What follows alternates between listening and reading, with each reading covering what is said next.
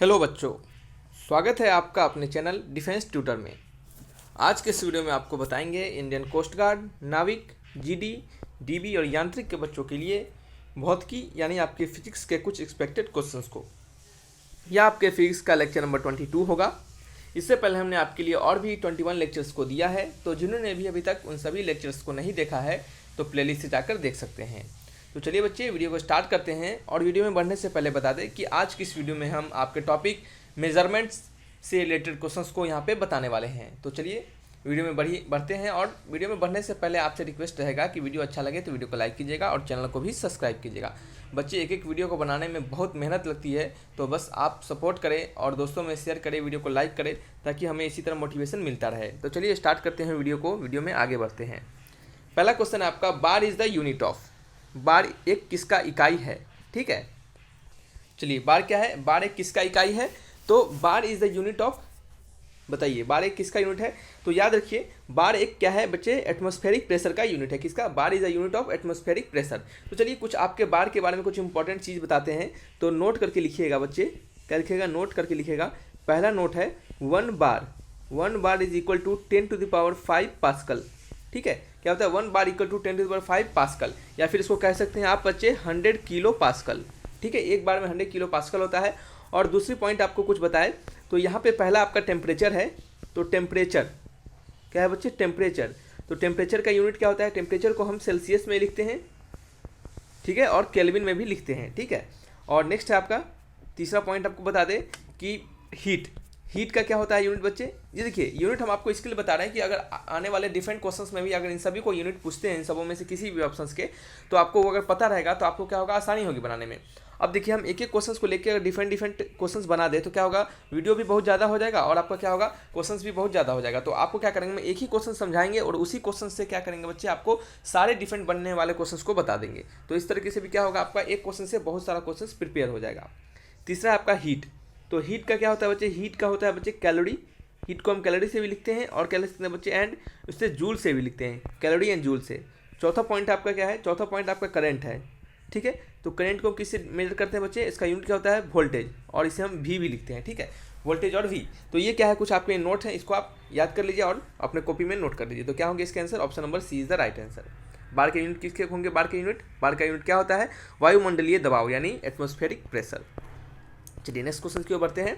1 kilometre is equal to how many miles. 1 kilometre कितने miles के बराबर होते हैं?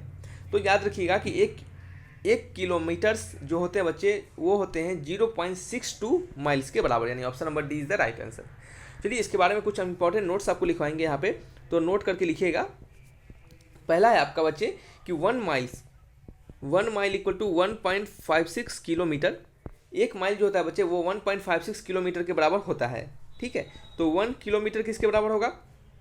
यूनिटी मेथड से 1/1.56 माइल इसके बराबर होगा। ठीक है, तो इसको अगर अब आप जब डिवाइड कीजिएगा 1/1.56 को, तो ये आपका आएगा 0.62 माइल। तो यहाँ से हमें पता चलता है बच्चे कि 1 kilometre is equal to 0.62 miles. ठीक है, चलिए ये क्या हो गया आपके answer? Option number D. Next question की ओर बढ़ते हैं।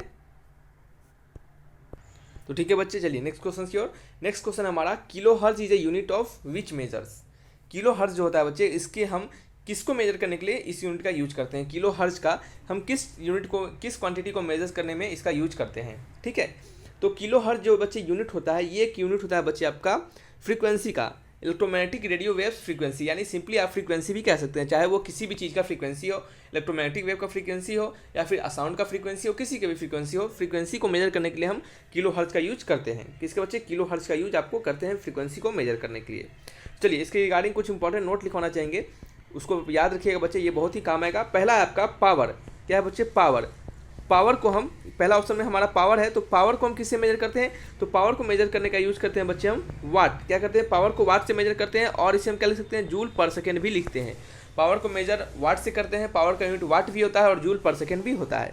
दूसरा पॉइंट है आपका इसके रिगार्डिंग, इलेक्ट्रोमैग्नेटिक वेव्स को तो हम पता चल कर दिए क्या चीज़ से? Frequency, FREQUENCY। फ्रीक्वेंसी को किसे मेजर करते हैं? फ्रीक्वेंसी को हम मेजर करते हैं बच्चे एचजेड, यानी आपका हर्ज। हर्ज को हम कैपिटल एचजेड लिखते हैं। ठीक है, हर्ज हो गया। नेक्स्ट है आपका क्या है बच्चे? नेक्स्ट है आपका वोल्टेज। क्या है? Voltage, VOLTAGE। वोल्टेज को किससे मेजर करते हैं, वोल्ट से, वोल्ट्स और कैपिटल V से, ठीक है। नेक्स्ट है आपका ऑप्शन, आपका फोर्थ पॉइंट इलेक्ट्रिक रेसिस्टेंस। क्या है, इलेक्ट्रिक बच्चे रेसिस्टेंस, ठीक है, इलेक्ट्रिक रेसिस्टेंस। तो इलेक्ट्रिक रेसिस्टेंस को किससे मेजर करते हैं बच्चे, ओम्स से, ओम्स से, और इस तरह से इसे हम लिखते हैं ओम, ठीक है। तो ये कुछ इंपॉर्टेंट पॉइंट्स है, इसे आप याद कर लीजिए, ये आपको बहुत ही काम आएंगे। स्क्रीनशॉट लेकर रख लीजिएगा, आपको क्या होगा, ये हेल्प करेगा। चलिए आंसर पता चल गया, इसका क्या होगा, ऑप्शन नंबर बी होगा। नेक्स्ट क्वेश्चन है आपका 1 horsepower is equal to, 1 horsepower किसके बराबर होता है। तो ये सिंपल सा लॉजिक है कि आपको ये याद करने वाला है कि हॉर्स पावर जो होता है वो 1 हॉर्स पावर आपके जो होते हैं वो 746 वाट के बराबर होता है। कितना बच्चे, 746 वाट के बराबर होता है। हालांकि जो आपके हर्ज होते हैं, सॉरी हॉर्स पावर जो होते हैं, हालांकि आपके जो हॉर्स पावर यानी एचपी से हम डिनोट करते हैं, ये जो एचपी होते हैं बच्चे, इसके डिफरेंट तरीके हैं लिखने के, डिफरेंट तरीके हैं, यानी कहने का मतलब ये हाइड्रोलिक हॉर्स पावर के लिए डिफरेंट वैल्यू होते हैं इनके, मेट्रिक हॉर्स पावर के लिए डिफरेंट वैल्यू होता है, इलेक्ट्रिक हॉर्स पावर के लिए डिफरेंट वैल्यू होता है, और जो आपका बॉयलर हॉर्स पावर के लिए होता है उसके लिए डिफरेंट वैल्यू होते हैं, मैकेनिकल हॉर्स पावर के लिए डिफरेंट वैल्यूज होते हैं। लेकिन यहाँ पे जो कॉमनली यूज जो वैल्यू होता है वो होता है इलेक्ट्रिक हॉर्स पावर। क्या होता है यहाँ पे आपको लिखवाते हैं यहाँ पे कि आपके जो कॉमनली यूज्ड वैल्यू जो होते हैं हॉर्स पावर के, वो होते हैं बच्चे इलेक्ट्रिक हॉर्स पावर, ठीक है। इलेक्ट्रिक हॉर्स पावर जो होता है वो कॉमनली यूज किया जाता है और जिसे हम 1 HP के नाम से जानते हैं। और 1 HP आप जानते हैं कि इसके बराबर होता है, ये आपका होता है 746 वाट। क्या है, 746 वाट के बराबर होता है। वैसे आपके हाइड्रोलिक के लिए, मेट्रिक के लिए, आपके इलेक्ट्रिक ये बॉयलर्स के लिए, मैकेनिकल के लिए जितने भी हॉर्स पावर होते हैं इन सभी के लिए अलग अलग वैल्यू होता है, लेकिन हम लोग अधिकतर इसी को यूज करते हैं, ठीक है। चलिए नेक्स्ट क्वेश्चन की ओर बढ़ते हैं। 1 joule is equal to, 1 joule किसके बराबर होता है। तो 1 जूल इज इक्वल टू बच्चे 10⁻7 अर्ग। और ये कैसे होता है ये आपको बता दे, नोट में लिखिएगा यहाँ पे। देखिए आपका 1 अर्ग इज इक्वल टू होता है बच्चे 10⁻⁻7 जूल। 1 अर्ग जो होता है वो 10⁻⁻7 जूल के बराबर होता है। तो यहाँ से अगर हम 1 जूल निकालें तो 1 जूल किसके बराबर हो जाएगा बच्चे किसके बराबर हो जाएगा, 1/10⁻⁻7 अर्ग। तो इसे सुधार के लिखेंगे तो क्या हो जाएगा, 10⁻7 अर्ग। तो 1 जूल किसके बराबर हो गया, 10⁻7 अर्ग के बराबर हो जाता है। ये कैसे आता है आप निकाल लीजिएगा। ये जूल किसका यूनिट है, ये आपका जूल यूनिट है वर्क का। क्या है, वर्क का यूनिट जूल होता है। तो वर्क को हम फोर्स इंटू डिस्प्लेसमेंट लिखते हैं, और फोर्स को न्यूटन लिखते हैं, और इसको डिस्प्लेसमेंट को मीटर में लिखते हैं। और न्यूटन को हम क्या लिखते हैं बच्चे, केजी मीटर पर सेकेंड स्क्वायर, और इंटू मीटर है तो केजी मीटर स्क्वायर अपॉन पर सेकेंड स्क्वायर। तो केजी को आप क्या कीजिए, ग्राम में चेंज कीजिएगा, और मीटर को सेंटीमीटर में चेंज कर लीजिएगा, तो आपको क्या आएगा, आंसर आपका अर्ग में आ जाएगा, ठीक है। समझ में आ गया। तो इस तरीके से हम क्या करते हैं, जूल को अर्ग में कन्वर्ट करते हैं। ये ऐसे याद रखिएगा, 1 जूल इक्वल टू होता है बच्चे 10⁻7 अर्ग, और 1 अर्ग इज इक्वल टू होता है 10⁻⁻7 जूल। चलिए आपको समझ में आ गया 1 जूल का वैल्यू कितना हो गया, 10⁻7 अर्ग के बराबर। तो ये वीडियो को यहीं तक रखते हैं। अगर आपको अच्छा लगा तो वीडियो को लाइक कीजिएगा और चैनल को भी सब्सक्राइब कीजिएगा। अपना स्कोर कमेंट बॉक्स में लिखकर हमें जरूर बताइएगा। तो thanks for watching my video, तब तक के लिए बाय बाय।